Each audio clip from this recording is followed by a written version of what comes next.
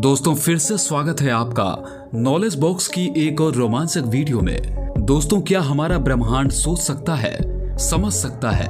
क्या ब्रह्मांड के पास खुद की चेतना है? क्या ब्रह्मांड किसी बड़े से जीव का दिमाग है, या फिर क्या हमारा दिमाग खुद में एक छोटा सा यूनिवर्स से क्या कनेक्शन है? हमारी छोटे से दिमाग का इस विशालकाय ब्रह्मांड के साथ हमारा यूनिवर्स खुद के बनाए हुए नियमों पर काम करता है।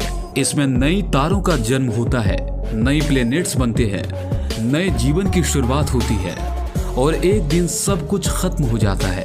क्या आपने कभी सोचा है कि ऐसी क्या चीज है जो हमें इस दुनिया के साथ जोड़ती है? अगर इंसान के अंदर से वो चीज निकल जाए तो उसका इस दुनिया के साथ कनेक्शन ही टूट जाता है। मैं बात कर रहा हूँ सब कॉन्शियसनेस की, यानी चेतना के इंसानी में, यानी चेतना के इंसानी शरीर में। चेतना ही वो चीज है जो एक मरे हुए इंसान और एक जिंदा इंसान में फर्क पैदा करती है।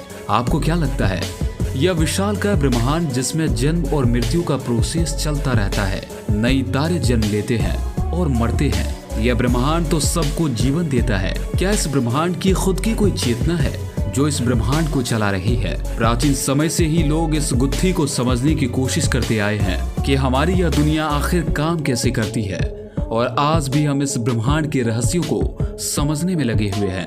आज हम अपने ब्रह्मांड को जैसा देखते हैं यह हमेशा से ऐसा नहीं था। वैज्ञानिकों के अनुसार लगभग 13.8 अरब साल पहले हमारा ब्रह्मांड बिग बैंग से अस्तित्व में आया। समय के साथ इसमें एटम्स और मॉलिक्यूल बने, जिसके बाद स्टार्स, प्लैनेट्स और गैलेक्सी का निर्माण हुआ। बाद में इसमें नए जीवन की शुरुआत हुई जिसमें ब्रह्मांड ने सबकॉन्शियसनेस यानी कि चेतना डाल दी। और आज के चेतना सेल इंसान यह जानने की कोशिश कर रहे हैं कि आखिर उनके अंदर यह चेतना कहां से आई। और आज हम इंसानों को ऐसा लगता है कि हमसे बुद्धिमान तो इस दुनिया में कोई है ही नहीं, लेकिन हम ये भूल जाते हैं कि हम इंसान वो छोटे से प्राणी है जो एक छोटे से ग्रह पर रहते हैं, और वो ग्रह एक विशालकाय तारे का चक्कर लगा रहा है। और हमारी मिल्की वे गैलेक्सी में ऐसे अरबों खरबों तारे हैं जिनके चारों ओर हमारे जैसे ना जाने कितने ही गिरा चक्कर हैं। और हमारी मिल्की वे गैलेक्सी जैसे इस ब्रह्मांड में असंख्य गैलेक्सी मौजूद है जो इस ब्रह्मांड में चारों ओर फैली है। अब जरा सोच कर देखिए कितने विशालकाय ब्रह्मांड में हम इंसानों की चेतना का आखिर क्या स्थिति है और क्या होगी। इस संपूर्ण ब्रह्मांड की खुद की एक चेतना हो। हमारा ब्रह्मांड मैथमेटिकली बैलेंस है। ऐसा लगता है कि किसी ने सोच समझकर इस ब्रह्मांड को बनाया है। इस ब्रह्मांड में ऐसी कोई भी चीज नहीं है जो रैंडम हो। इस ब्रह्मांड में हर एक चीज के पीछे कोई ना कोई फिजिकल लॉ काम करता है जिसे मैथमेटिकली डिफाइंड किया जा सकता है। हर एक घटना के घटने के लिए कोई ना कोई कारण होता है। बिना किसी कारण के इस ब्रह्मांड में कोई भी घटना नहीं हो। मैं जो कहना चाह रहा हूँ कि ब्रह्मांड मैथमेटिकली डिफाइंड है और इसमें रैंडमली कुछ भी नहीं हो रहा, और हर एक घटना के पीछे कोई ना कोई कारण जरूर है।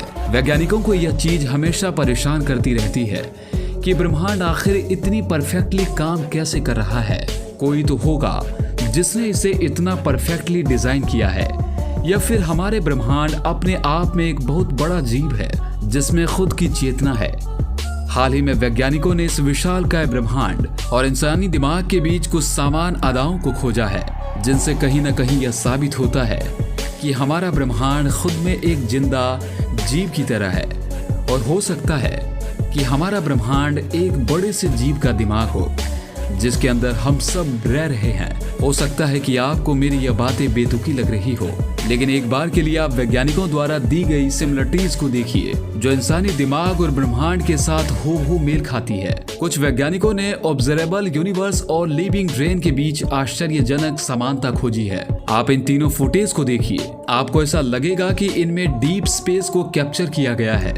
इनमें यह दोनों इमेजेस नासा के जेम्स वेब टेलीस्कोप से ली है, लेकिन यह वाली फोटो स्पेस की नहीं है। साल 2021 फोटो माइक्रोग्राफी कंपटीशन में इस फोटो को सेकंड नंबर मिला था। इस फोटो में लगभग 3 लाख न्यूरॉन्स को बड़ी ही बारीकी से कैप्चर किया गया है। वैज्ञानिकों ने सुपर कंप्यूटर से ब्रह्मांड के भूषण की सिमुलेशन को ही क्रिएट किया। इसमें आप देख सकते हो कि लाखों करोड़ों प्रकाश वर्ष में हमारा पहला यह ब्रह्मांड, जिसमें असंख्य गैलेक्सी इसके क्लस्टर्स आपस में इंटरेक्ट कर रहे हैं। गैलेक्सी के विशाल क्लस्टर्स आपस में जोड़कर एक नेटवर्क बनाते हैं जिसे कॉस्मिक वेव बोला जाता है। 2 इटालियन वैज्ञानिक फ्रैंको बाजा, जो एक एस्ट्रोफिजिसिस्ट थे, और अल्बर्टो फली, जो एक न्यूरोसर्जन थे, उन्होंने साल 2020 के नवंबर में इंसानी दिमाग और कॉस्मिक वेव में अपने द्वारा की गई रिसर्च के रिजल्ट को दुनिया के सामने प्रस्तुत किया। इस रिसर्च के दौरान मिले परिणामों ने पूरी साइंटिफिक कम्युनिटी को आश्चर्यचकित कर दिया। इन दोनों वैज्ञानिकों ने इंसानी दिमाग के न्यूरॉन्स के नेटवर्क और ब्रह्मांड में गैलेक्सी से बनी कॉस्मिक नेटवर्क की तुलना की, तो उन्हें पता चला कि इंसानी दिमाग और ब्रह्मांड के बीच ज्यादा फर्क नहीं है। अगर इसके आकार को छोड़ दिया जाए तो आप एक बार इस तस्वीर को देखिए, जिसमें एक तरफ इंसान का ब्रेन है, दूसरी ओर हमारा ब्रह्मांड। क्या ये इत्तेफाक है कि हमारे ब्रेन का इंटरनल स्ट्रक्चर और ब्रह्मांड का कॉस्मिक आपस में मेल खाते हैं? शायद यह एक इत्तेफाक हो, लेकिन आप अगली समानता को देखिए। हमारे दिमाग में जो न्यूरल नेटवर्क है, अगर उसे ब्रह्मांड के बराबर स्केल कर दिया जाए तो जिस तरह के ब्रह्मांड में मैटर डिस्ट्रीब्यूटर है, उसी तरह हमारे ब्रेन में सेल्स डिस्ट्रीब्यूट है, जो कि गणितीय रूप में बिल्कुल आइडेंटिकल है। दोस्तों, आपको क्या लगता है, क्या हमारा ब्रह्मांड सोच सकता है, समझ सकता है? क्या हमारे ब्रह्मांड के पास खुद की चेतना है? क्या हम सभी किसी बड़े से जीव के दिमाग में रह रहे हैं, या हमारे दिमाग के अंदर ही एक छोटा सा यूनिवर्स है? तो इस वीडियो में बस इतना ही। अगर आपको ये वीडियो अच्छी लगी हो तो लाइक करें, और ऐसे ही वीडियोस के लिए हमारे इस चैनल को सब्सक्राइब करें और बेल आइकन को दबाना बिल्कुल न भूलें। मुलाकात करते हैं आपसे अगली इंटरेस्टिंग वीडियो के साथ। नमस्कार।